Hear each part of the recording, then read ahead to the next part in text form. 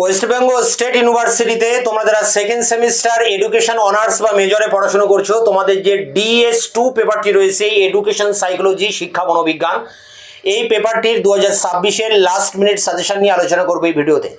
সাজেশনে যে 15 নম্বরের প্রশ্ন রয়েছে এবং 5 নম্বরের প্রশ্ন রয়েছে। তোমাদের 50 নম্বরের পরীক্ষা হবে, সেখানে 15 নম্বরের প্রশ্ন দুটি লিখতে হবে, 30 নম্বর পরীক্ষায় 4টি প্রশ্ন থাকবে।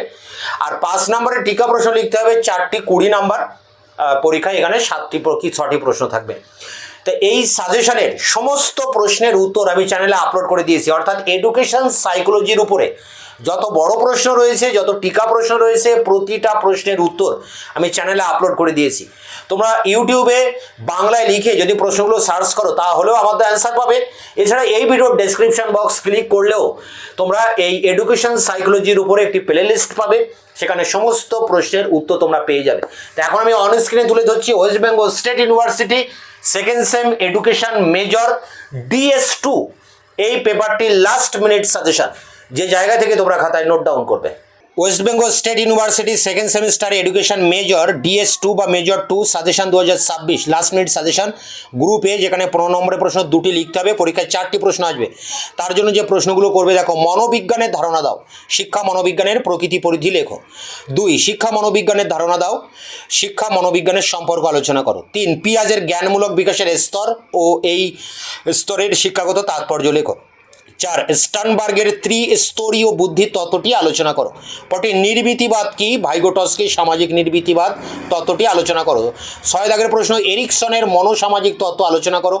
7 কোহলবার্গের নৈতিক বিকাশের তত্ত্ব আলোচনা করো। 8 মানব উন্নয়নের ধারণা, নীতি, প্রকার ও পর্যায়গুলি লেখো। 9 স্নায়ু মনোবিদ্যার ধারণা দাও, এর বৈশিষ্ট্য লেখো। 10 স্নায়ুবিদ্যার পরিধি আলোচনা করো। 11 সংবেদন কি, সংবেদনের উপাদানগুলি কি কি। পরটি মানব জীবনের বিকাশের বিভিন্ন স্তরগুলি কি কি। পরটি কৈশোর বা বয়ঃসন্ধিকালের বৈশিষ্ট্যগুলি আলোচনা করো। পরটি ব্যক্তিত্ব কাকে বলে, ব্যক্তিত্বের বৈশিষ্ট্য ও প্রকৃতি লেখো।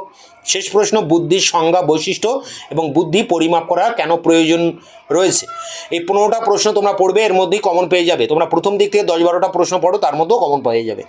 এই সমস্ত প্রশ্নের উত্তর আমি চ্যানেলে আপলোড করে দিয়েছি, ভিডিও ডেসক্রিপশন বক্সে তার লিঙ্ক দেওয়া আছে। গ্রুপ বি মার্কস 5 5 নম্বরের টিকা প্রশ্ন 4টি লিখতে হবে, 20 নম্বর পরীক্ষায় 6টি প্রশ্ন আসবে। তার জন্য যে প্রশ্নগুলো করবে, বিকাশের নীতিগুলি লেখো, সৃজনশীলতার ধারণা, পরিধি এবং বৈশিষ্ট্য লেখো, মানব মস্তিষ্কের কার্যাবলী বর্ণনা করো, পাভলভের শিখন তত্ত্ব অর্থাৎ সাপেক্ষ প্রতিবর্ত ক্রিয়াবাদ সম্পর্কে লেখো, স্কিনারের শিখন তত্ত্ব অর্থাৎ অনুবর্তন তত্ত্ব সম্পর্কে লেখো, বান্দুরার শিখন তত্ত্ব অর্থাৎ সামাজিক শিখন তত্ত্ব আলোচনা করো, ভাইগোটস্কি শিখন তত্ত্ব, মনোযোগের নির্ধারকগুলি উল্লেখ করো, ফ্রয়েডের ব্যক্তিত্বের বিকাশের ধারণাটি লেখো, বিভিন্ন স্নায়ুতন্ত্রের কাজগুলি আলোচনা করো, সংবেদনের বৈশিষ্ট্য আলোচনা করো, শ্রেণীকক্ষে সৃজনশীলতা লালন পালনে শিক্ষকের ভূমিকা লেখো এবং শিক্ষাক্ষেত্রে মনোযোগের ভূমিকা ও গুরুত্ব লেখো।